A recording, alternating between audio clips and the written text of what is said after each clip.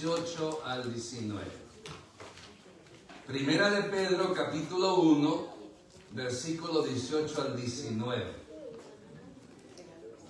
Me indica con un amén cuando lo tenga o puede mirarlo en la pantalla.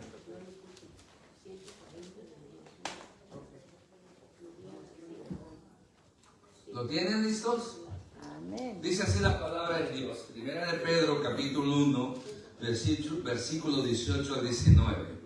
Sabiendo que fuiste rescatados de vuestra vana manera de vivir, la cual recibiste de vuestros padres, no con cosas corruptibles como oro o plata, sino con la sangre preciosa de Cristo, como de un cordero sin mancha y sin contaminación. Padre, gracias por tu palabra que es bendita para siempre. Gracias por el privilegio que me das presentarla. Habla nuestras vidas, en el nombre de Cristo Jesús oramos. Amén. Amén. Puede tomar su asiento.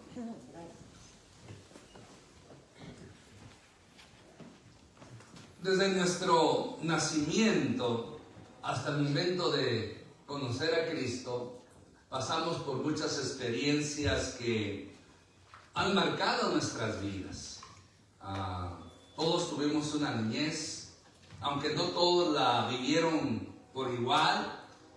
Tristemente en nuestros países son pocos los que tienen una niñez sana, una niñez que pues corresponde, ¿verdad?, a la persona vivirla. Yo creo que en muchos lugares, desde niño, mucha gente empieza a tomar el control o ayudar a la familia, ayudar a los padres, ayudar a los gastos de la casa. Ayer miraba una historia ficticia, pero muy bonita, ¿verdad?, de un niño que murió su papá primero, murió su mamá, se queda solo en un barrio, en una aldea, y pues le tocó él tener que trabajar para sostener su vida. Y muy interesante la historia, ¿verdad?, muy conmovedora. Y tristemente hay mucha gente así, mucha gente que no han tenido una buena infancia. Han sido niños, pero no han vivido como niños.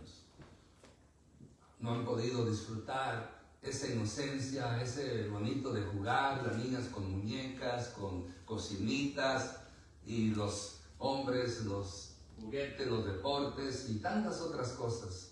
Yo puedo dar gracias a Dios que yo sí tuve una buena niñez, donde había muchos juegos inventados, nada de electrónico en ese entonces. Todo lo que uno pasaba el tiempo era inventado. Hacíamos de las ¿cómo se llama? De las botellas, ¿cómo se llaman?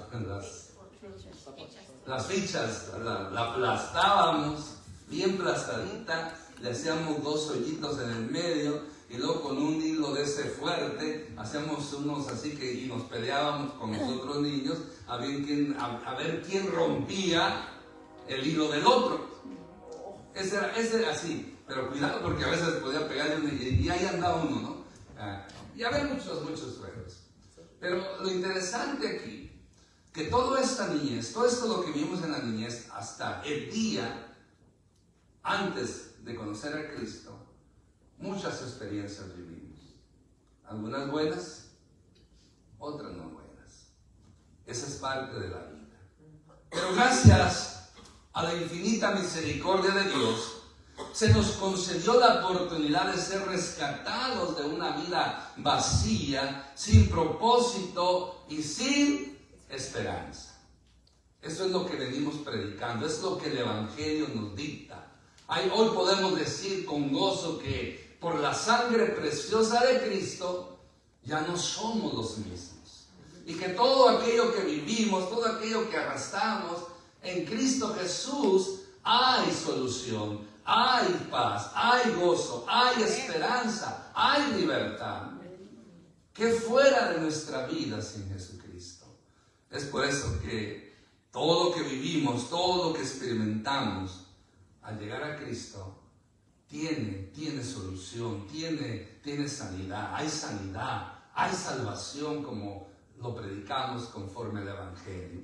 Por eso en esta mañana que vamos a tener la Santa Comunión, quiero hablarles sobre el siguiente tema. Rescatados por la sangre preciosa de Cristo. Amén. Amén. Rescatados por la sangre preciosa de Cristo. El mundo busca soluciones para todo. La gente busca soluciones para todo. Pero llegamos a la conclusión que el único que puede satisfacer y dar una solución concreta, de victoria, beneficiosa, es nuestro Señor Jesucristo. Amén. Amén, amén. En primer lugar, quiero compartir el siguiente principio. Rescatados de nuestra vana manera, nuestra antigua manera de vivir. Dice el versículo 18, sabiendo que fuiste rescatados de vuestra vana manera de vivir, la cual recibiste de vuestros padres. Mire, yo pongo una vida antigua que nosotros teníamos.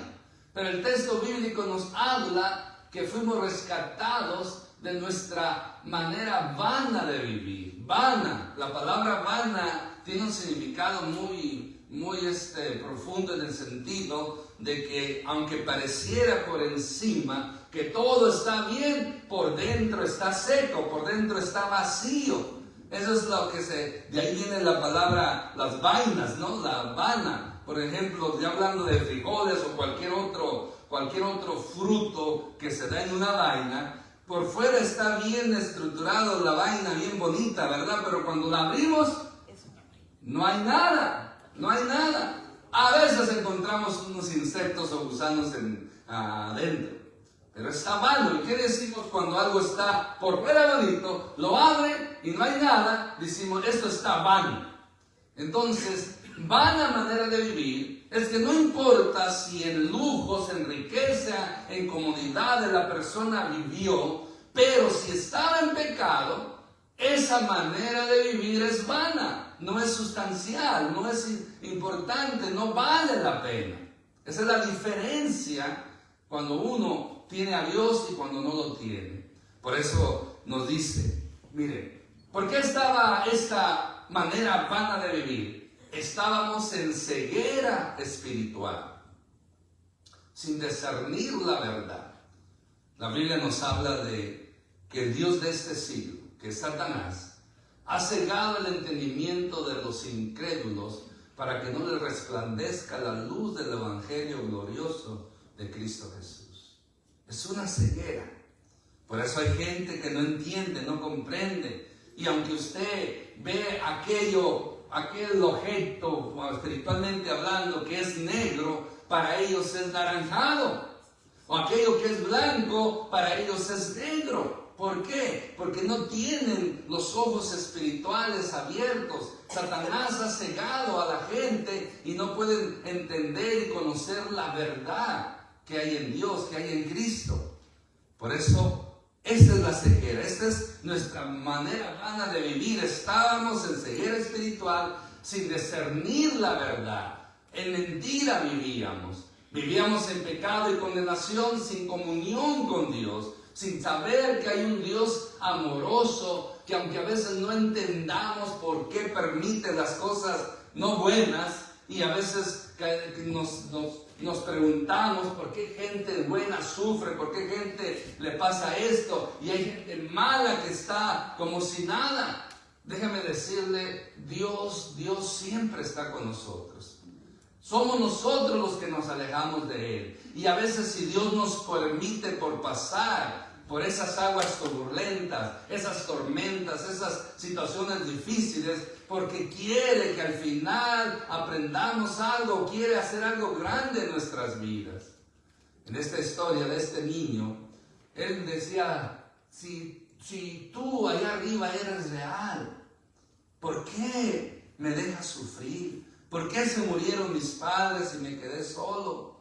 ¿Por qué no tengo que comer? ¿Por qué la gente me maltrata? Porque la aldea, la mayoría de otros niños lo maltrataban. Era triste su situación. Pero él no dejaba cada día de hablar con el ser que le habían dicho que estaba allá arriba. Dios, si tú existes, no les estoy pidiendo abundancia, yo lo que quiero es tener para comer. Y así luchaba, así luchaba. Por lo tanto, a veces hay gente que reconoce a Dios, hay otros que no lo reconocen. Y eso va a cambiar radicalmente la vida de la persona. La historia de este niño, como digo ficticia, pero creo que a muchos les ha pasado, porque él en cierta manera, en su situación, en su desgracia, hablaba con Dios, tenía una comunión con Dios.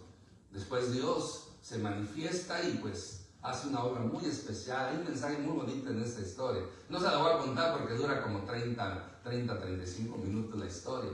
En dibujitos así de inteligencia artificial creo que los han hecho. Pero lo que digo, cuando una persona busca de Dios, aunque no lo conozca como es, tarde que temprano Dios abre puertas para esa persona. Dios se glorifica y se manifiesta.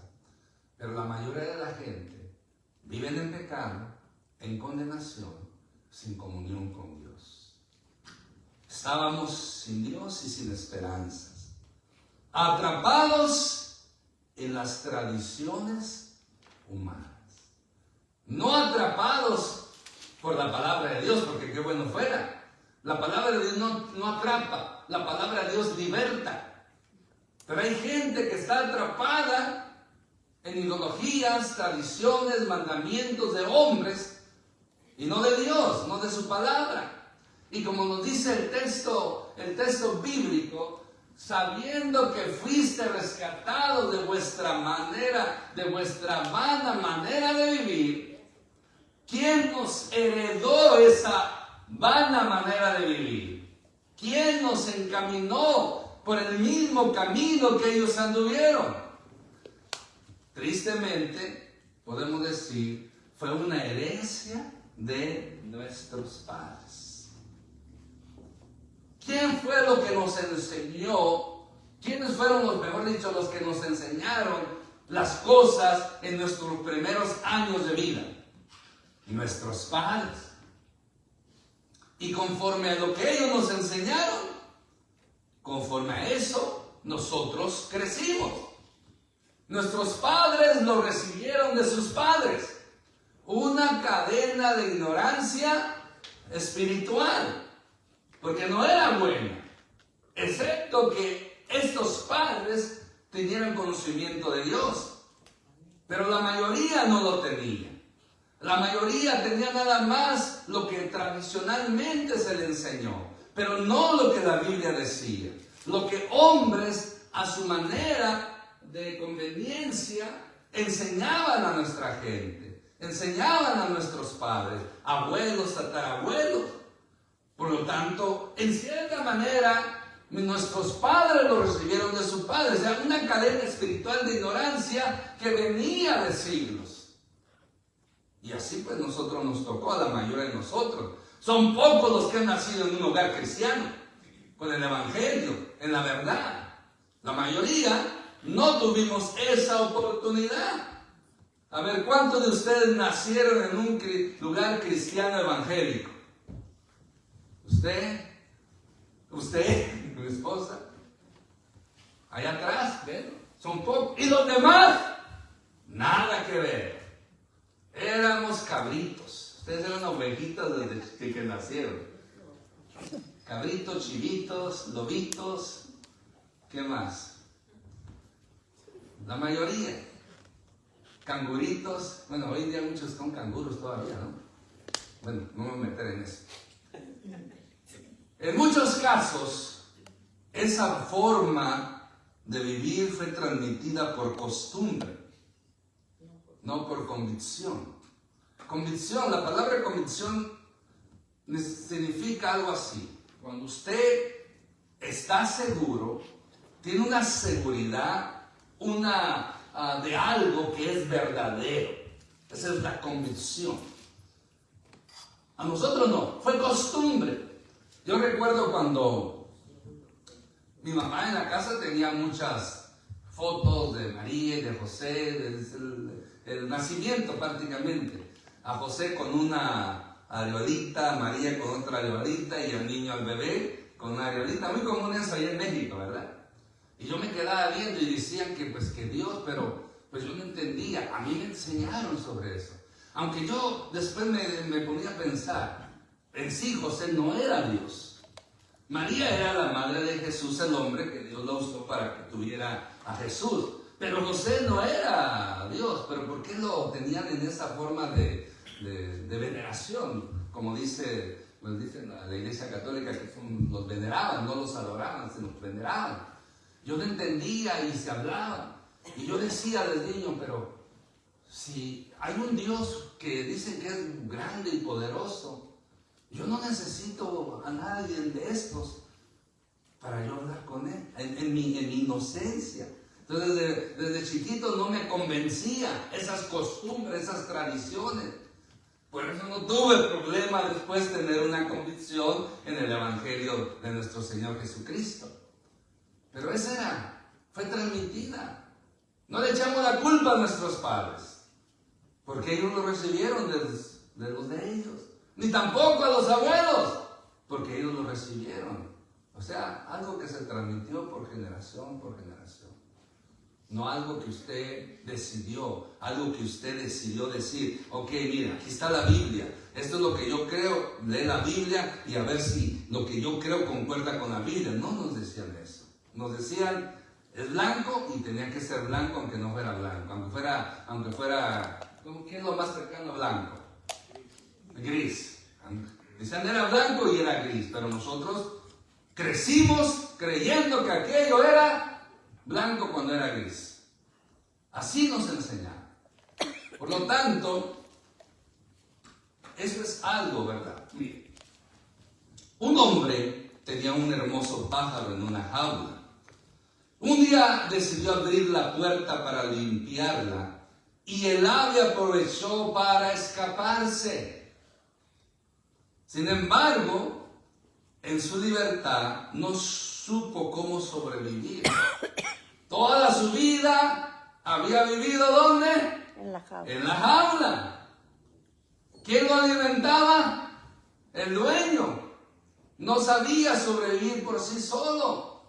El ave es libre. Ellos sobreviven por el instinto que Dios les ha dado, de andar cazando insectos o cualquier, o las frutas o las verduras.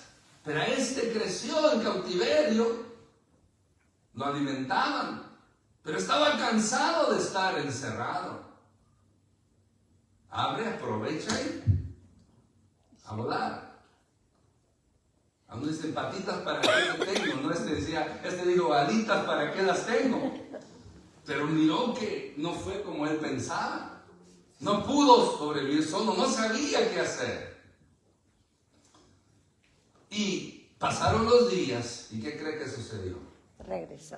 Regresó, pero herido y débil, donde estaba antes prisionero. Allá sufrió. Allá un halcón quiso comérselo de seguro. O un cuervo, porque aquí hay cuervos por todas partes. Y pues llegó herido y débil, no fue comido. Llegó otra vez al lugar de su cautiverio. El dueño lo curó, le dio comida, pero esta vez no lo volvió a encerrarlo. No lo encerró. Lo dejó libre en su jardín. El ave ya no vivía en jaula, ya no vivía en prisión, pero tampoco perdida. Había encontrado un nuevo hogar seguro. Entendió que ya no estaba en la jaula, pero ya no tenía que escaparse porque ahí estaba seguro. Ahí le daban de comer, ahí lo sostenían. Bueno, así vivíamos nosotros antes, como ese pájaro. Atrapados en la jaula del pecado y tradiciones vacías. Esa es la esclavitud, esa es la ceguera espiritual, ese es el espíritu de estupor, como dice Pablo a los romanos. Pero mire, algo maravilloso sucedió. Estábamos cautivos por el pecado, pero llegó Cristo y abrió las puertas de nuestra prisión. Llegó Cristo y abrió las puertas de nuestra jaula y nos dio libertad. Y no nos abandonó, no nos dejó que volara, nos agarró, nos tomó y nos trajo a su redil.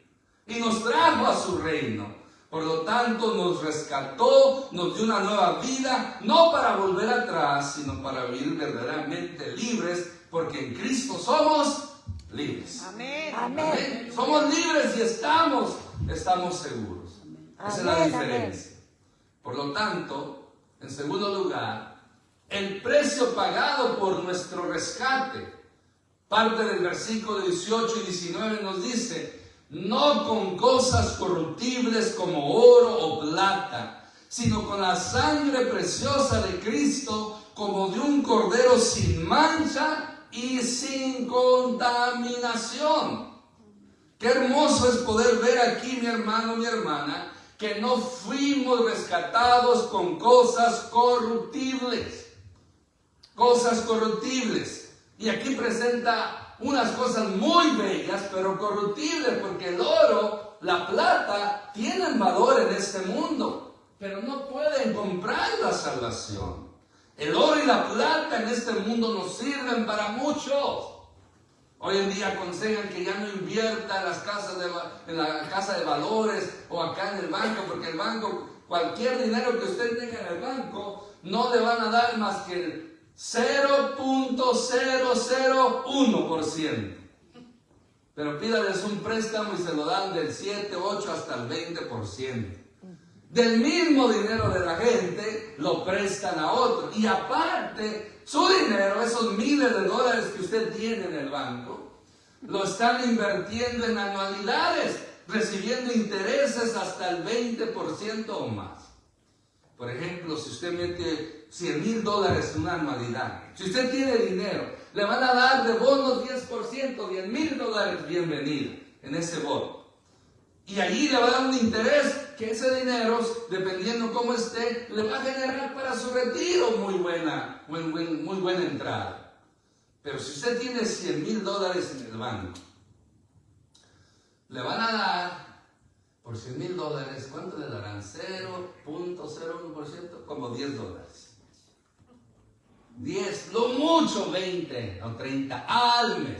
Y algunos dicen, así es que tienen 100,000 en el banco y nomás les dan eso. No, ni me dé la cabeza, ¿sí? Porque iba a decir, está. ¿Me explico? Pero el banco, ese mismo dinero suyo, lo está invirtiendo en la casa de valores.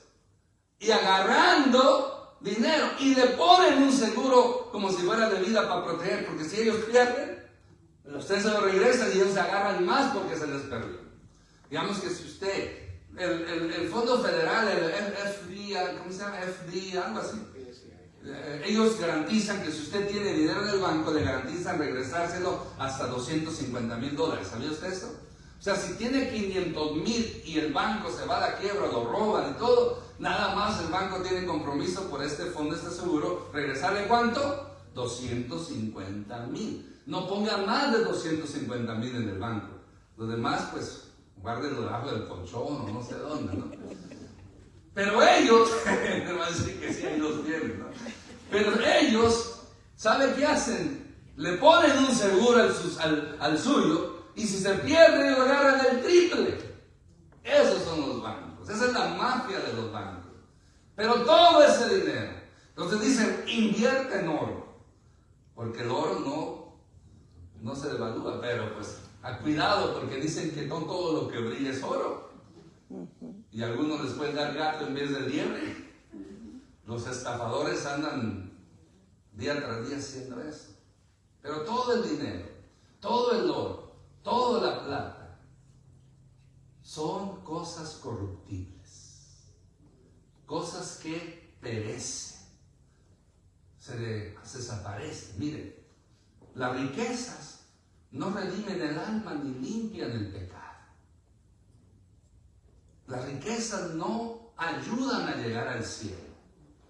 Las riquezas no sacan a la gente del infierno. Bueno, y tampoco del purgatorio, como lo creen muchos.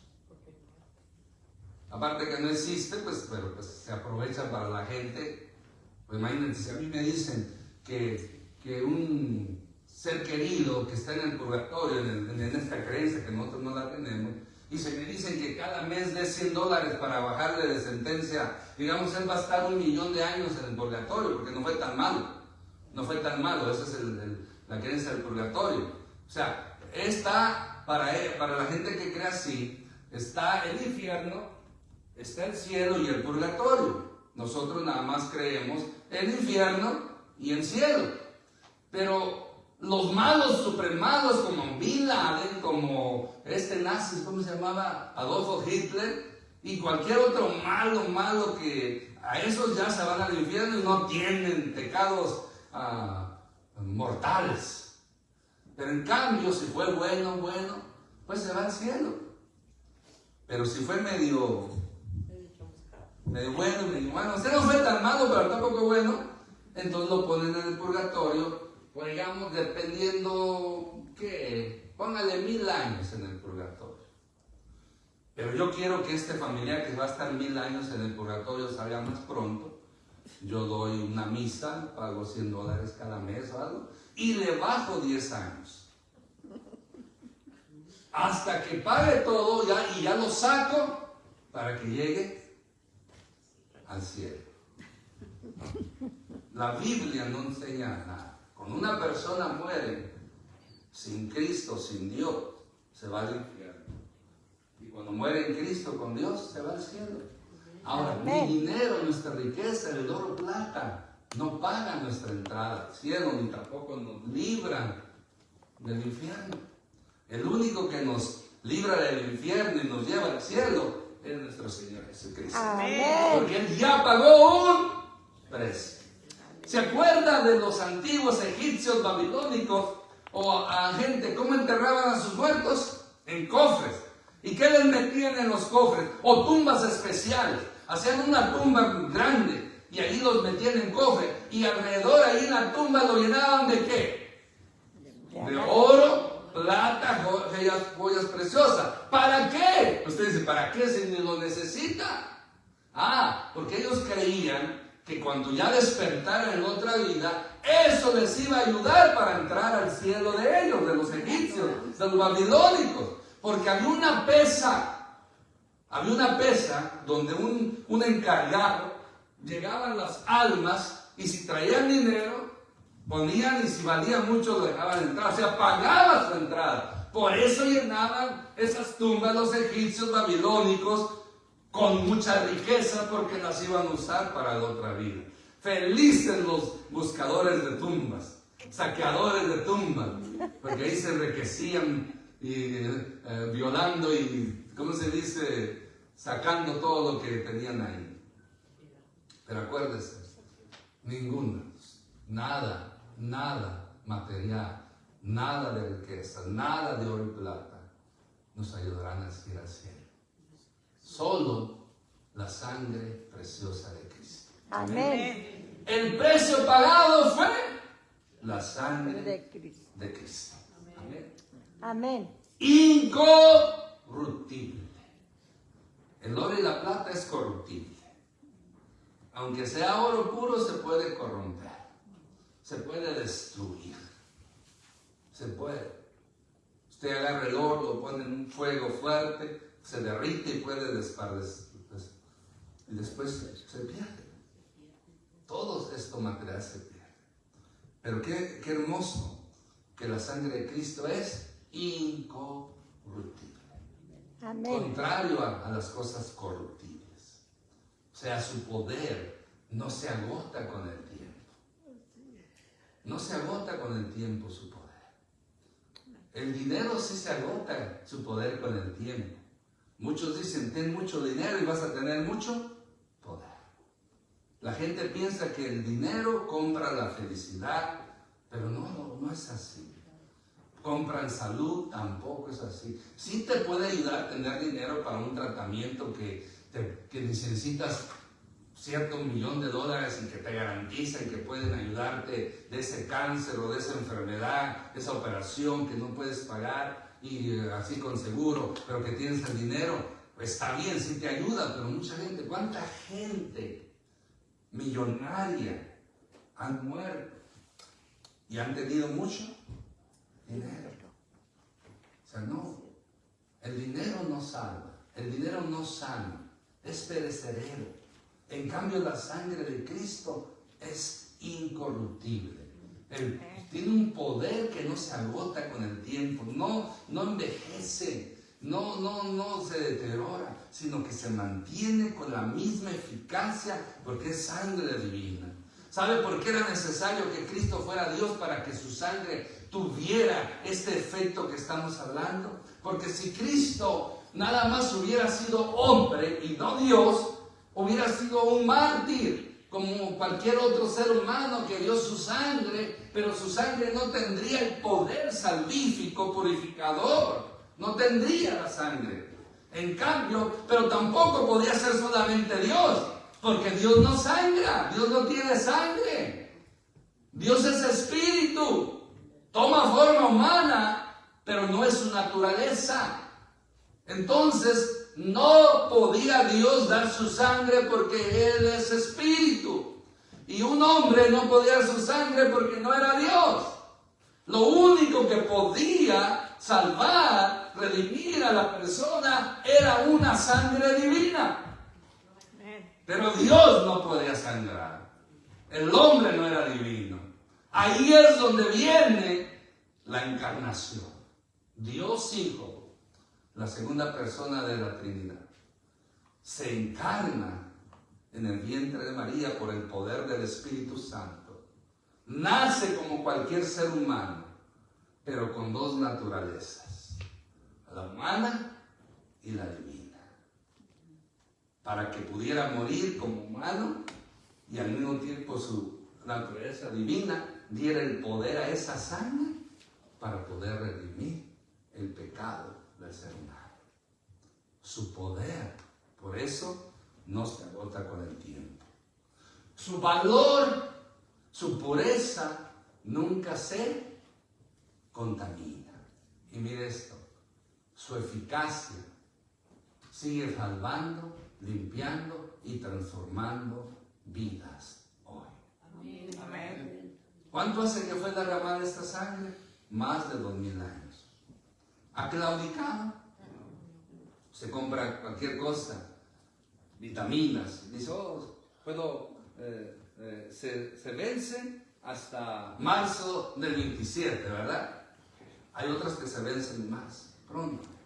Imagínense si la sangre de Cristo tuviera vencimiento, pues nomás hubiera servido para su generación.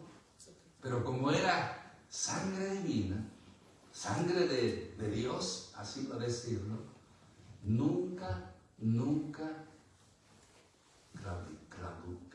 expira, sino que tiene un efecto eterno.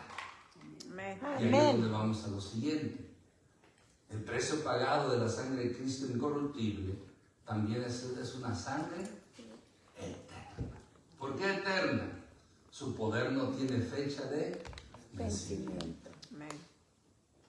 Así como salvó al primer pecador que se convirtió, sigue salvando hasta el día de hoy y seguirá salvando. Amén, amén. Su sangre tiene un poder inimaginable, un poder que aunque nosotros no lo veamos, trabaja de una manera tan especial, tan única, tan hermoso, porque a cualquier pecador, no importa qué tan vil sea ese pecador, esa sangre lo limpia, lo perdona. Ese fue el precio. Un precio, por eso dice también la Escritura, fuisteis comprados con sangre. Fuimos rescatados con la sangre preciosa y maravillosa de nuestro Señor Jesucristo. Amén. No es cualquier cosa. Y tristemente muchas veces no la valorizamos como deberíamos. Y la usamos cuando no deberíamos de usarla. ¿Cuánto yo he escuchado gente que usa la sangre de Cristo para echar fuera demonios? Y no, eso es. La sangre de Cristo no fue derramada para sacar fuera demonios. La sangre de Cristo solamente es para salvar. para limpiar del pecado, purificar del pecado, salvar y proveer vida eterna y sanidad a las personas. Para sacar demonios no tiene que usar la sangre de Cristo, no es necesario. Para sacar demonios solamente use el nombre que es sobre todo nombre, el nombre de Jesús. Pero la sangre de Jesús tiene su efecto solo en salvación. Por lo tanto, su valor permanece ante Dios para siempre. Cuando una persona pecaba en el Antiguo Testamento, se tenía que hacer sacrificio de animales. Si era rico, pues un becerro o un buen cordero, bonito, perfecto, de un año. Y asimismo, usted iba al sacerdote y presentaba su ofrenda de sacrificio para remisión de sus pecados. Cada año llegaba la gente, llevaban su cordero, llevaban su becerro, y los pobres llevaban sus tórtolas, sus pajaritos, sus palomas, sus pichones o vilotas, como decimos en Michoacán. Las llevaban, y cuando llegaban al sacerdote decía: esta es mi ofrenda para que cubra mis pecados. El sacerdote agarraba el becerro, agarraba el cordero, agarraba el ave, los degollaban y la sangre ahí juntaban en un utensilio la sangre, y el sacerdote después decía: sean perdonados tus pecados porque ya satisfaciste las demandas de Dios temporalmente, no ya temporal, pero era temporal, y ya estás asuelto de tu pecado. Y ya la gente se iba contentos porque ya habían matado aquel becerro, aquel cordero, aquella ave, y sus pecados eran perdonados, cubiertos por un corto tiempo. Entonces, cada vez que pecaban tenían que, imagínense si un día fuese así, ya no habría animales, ya no habría becerros, ya no habría corderos, ya no habría aves de sacrificio. Su valor, pero en cambio la sangre de Cristo, un solo sacrificio, fue suficiente para tener un efecto poderoso y eterno para todos aquellos que invocan a Cristo. Amén. Su valor permanece ante Dios para siempre. Hay un canto que dice: cuando Dios la sangre ve en el pecador. ¿Sabe que nosotros merecemos juicio de Dios? ¿Pero por qué creen que no lo recibimos? Porque tenemos un sello especial, que es la sangre de Cristo. Cuando usted y yo fallamos y pedimos perdón, Dios lo que mira es la sangre. El Padre mira la sangre de su Hijo derramada por nosotros, y por eso nos perdona. Leyendo en Apocalipsis, dice que en ese tiempo van a estar los que van a ser marcados por la bestia. El sello de la bestia, el 666 en la frente o en la mano derecha. Y van a venir plagas horrendas, terribles, que solamente van a afectar a los que tienen el sello de la bestia. Pero va a haber un grupo de personas que va a venir un ángel y los va a sellar con el sello de Dios. Esos van a ser librados aún en la gran tribulación. De la misma manera, hoy, la sangre de Cristo es la que nos libra del juicio divino. Y aunque nos lleguen enfermedades o moramos, nos garantiza la entrada ¿a dónde? Al cielo. Por eso aquí gástese todo su dinero. No lo esté guardando para el otro mundo. No nos llevamos nada. Llegamos desnudos. Bueno, no nos mandan desnudos, que cuando es el traje, ¿no? Dicen que algún día tienen hasta el traje, ya compraron el terreno, el cajón, el servicio fúnebre, y hasta la ropa ya la ¿cómo se dice? Yo voy a querer un traje burgundy. Sí. Zapatos no para que se ahorre mi esposa. Pero después eso, cuando a los días, a los meses, ¿qué va a pasar con ese trajecito?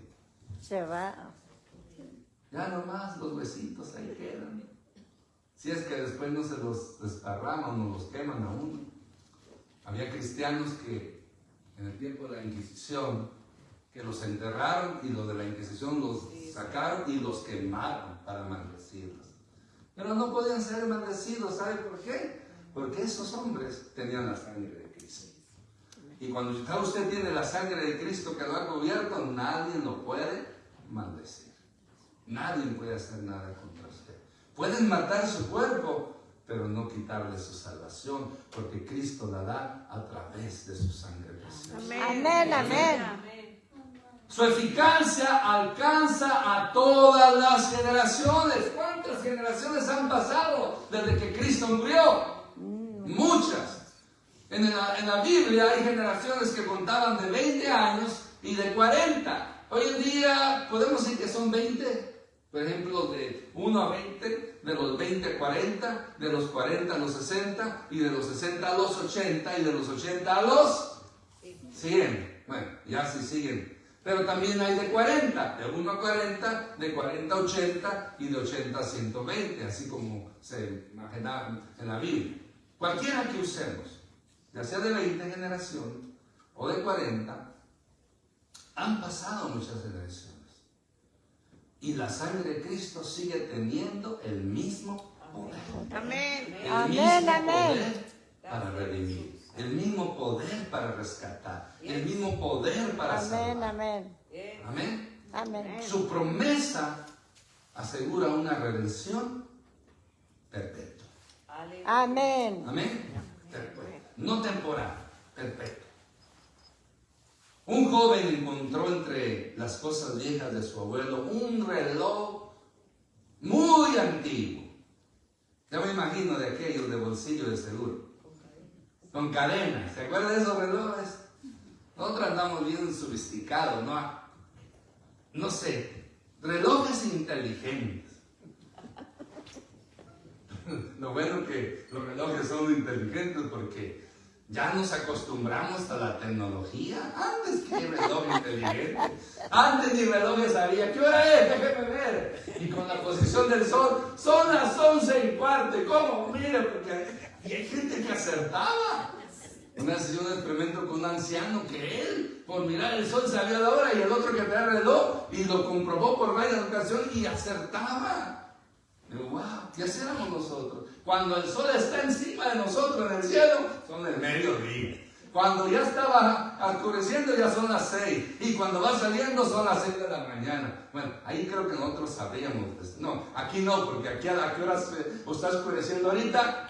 A las 4:30, a las 5. Entonces no podemos usar ese reloj. Pero el punto es que este joven encuentra este reloj antiguo ahí entre las cosas de su abuelo, sucio y lleno de polvo.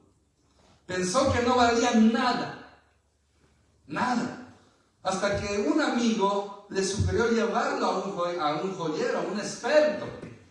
El joyero, al verlo, quedó sorprendido. Este reloj es una pieza de colección única, vale una fortuna. El joven se dio cuenta de que algo aparentemente sin valor tenía un precio incalculable. Así fue con nuestra redención. Ya les dije, pájaros enjaulados, no enjaulados. Ahora nos vamos a meter que éramos relojes viejos. No más relojes. Así era nuestra situación. A los ojos del mundo puede parecer algo inservible, algo inútil, algo que no tiene valor. Así la gente nos puede ver. Ese no vale para nada. Ese ya no tiene esperanza. Como dicen en la patrulla espiritual, esos son como diamantes en bruto. ¿Cómo les dice, hermano, a los... Tazo dorado. O sea, y se los dice, mi amor. Les dice. Corazón. Es un hermano que tiene ahí un ministerio de la patrulla espiritual, que andan allá en las calles de México, de Tijuana, de diferentes lugares, rescatando como dicen del mundo, a la escoria de este mundo, a hombres horribles por el vicio, transformados, sucios, sin dientes, atrapados. Olvídese. Y les dice este hermano, corazón. Me acuerdo uno dice, hey, ¿qué pasó? Seré lo que sé, pero todavía me gustan las mujeres. Sí, porque, oiga, llega un hombre y dice, corazón, amor, chulada. Pues nada que ver. Pero él los está viendo, no como lo ven los ojos humanos, sino los ojos espirituales. Porque es este hombre, y todos sabemos que Dios puede transformar la vida y dar un cambio radical. Amén, amén. Y he visto videos cuando el comienzo de fulanito, donde lo rescataron. Y mírenlo ahora ya, bien arregladito, ya con dientes, ya con corbata y todo, queriendo predicar también el evangelio. Eso es lo que hace la sangre de Cristo. Y mucha gente así es vista por los demás. Aún nosotros también menospreciamos a gente, pero acuérdese, en las manos del alfarero, Él puede hacer una vasija gloriosa, hermosa, Amén. para que ese Gloria a vasija Dios. sea una vez especial. Aleluya. Eso es lo que hace Cristo Jesús. Nos verán como éramos pájaros enjaulados, Cristo nos hizo libres. Amén. Ahora somos águilas. Amén, no gallinas. Amén, amén. Somos águilas, no Amén. gallinas. ¿Se sabe el cuento del aguilucho? Este aguilucho pues era águila, pero de una manera u otra el huevo rodó, cayó, no sé qué rollo, y llegó a un y una gallina lo miró y lo adoptó como si fuera de él. Lo empolló, sí, así, ¿verdad? Lo calentó, se enculecó, como le quieran llamar. El asunto es que al llegar el tiempo abrió y no salió un pollito chiquito, salió uno grandote. Ay, Dios. Pero la gallina lo vio como su hijo y él creció mirando a la gallina como su madre y creyéndose como un pollo. ¿Qué hacen los pollos? Rascan la tierra, con el pico se comen gusanos. Y fue creciendo ya el aguilucho ya grandecito, más grande ya que la mamá adoptiva. Pero él creció creyendo que era un pollo. ¿Qué sucede? Un día un águila pasa volando y le sorprendió ver a uno de su raza con pollos. Y descendió y se puso en el ¿cómo se llama? Ahí en las rejas. Y le digo, hey tú, ¿qué haces aquí? ¿Yo qué? Pues aquí vivo. Ay, como que hablar bastante mal. Pero ya es parte que se meta la historia, ¿no? Yo aquí vivo.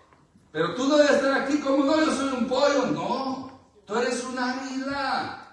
¿Por qué te acostumbras a comer esa cochinera de gusano? Cuando tú puedes remontar y volar los aires, ser la reina del cielo y comer cualquier manjar que tú quieras, desde conejos, y ahí le decía, no, yo soy un pollo, no, que es un águila.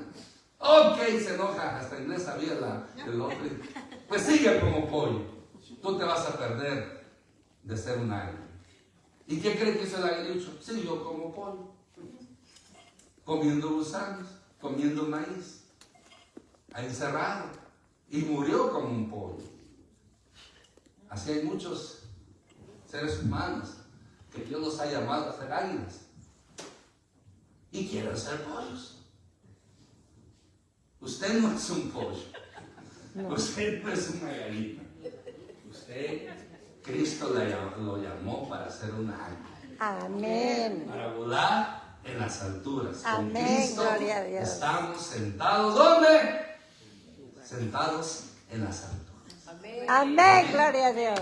Por eso acuérdese de eso. Ahora, si no se recuerda de todo el mensaje, acuérdese que antes era un pájaro encerrado, Cristo lo libertó. Y que era un reloj viejo, pero con mucho valor, porque Cristo lo moldeó y lo embelleció, porque su sangre preciosa tiene el poder para hacerlo. Amén, amén. Ya terminamos. Ya no tenemos que vivir vanamente, o si quiere un lenguaje más de pueblo, ya no viva como pollo. Porque en Jesucristo hemos sido rescatados, perdonados y transformados. Amén. Amén. Eso es lo que hace su sangre. La sangre de Jesús fue el precio más alto que se pagó para que tengamos vida eterna y comunión con Dios. Nadie puede pagar lo que Él ya pagó por usted. Nadie puede compararse a ese precio maravilloso de nuestro Señor Jesucristo. Vivamos entonces con gratitud y santidad, recordando cada día que somos el fruto de una redención preciosa y eterna. No es temporal, es eterna. Porque es lo que podemos nosotros decir. Hemos sido rescatados por la sangre preciosa de Cristo Jesús. Amén. Amén. Hemos sido rescatados por esa sangre. Seamos conscientes de ellos y seamos agradecidos. Porque Cristo lo hizo por usted y por mí. Amén. Aun cuando no somos dignos o no éramos dignos ni lo merecíamos, Él aún así murió por usted y por mí. Amén, amén. Y hoy lo que vamos a hacer en este momento es conmemorar, darle gracias por su muerte, su sangre preciosa que nos redimió de todo pecado. Me invito a que esté de pie.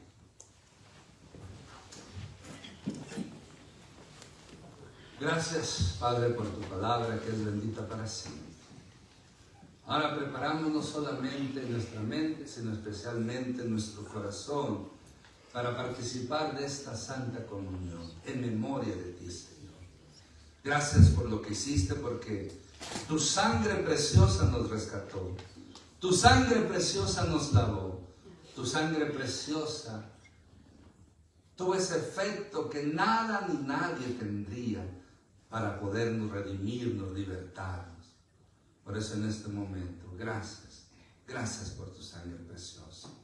Perdónanos todo pecado y que en este momento, Señor, podamos participar dignamente de este momento de comunión. Nadie es digno en sí, por eso en este momento clamamos a ti por perdón. Perdónanos, límpianos, purifícanos y que en este momento podamos participar, Señor, de esta Santa Comunión en Cristo Jesús. Amén. Amén. Todos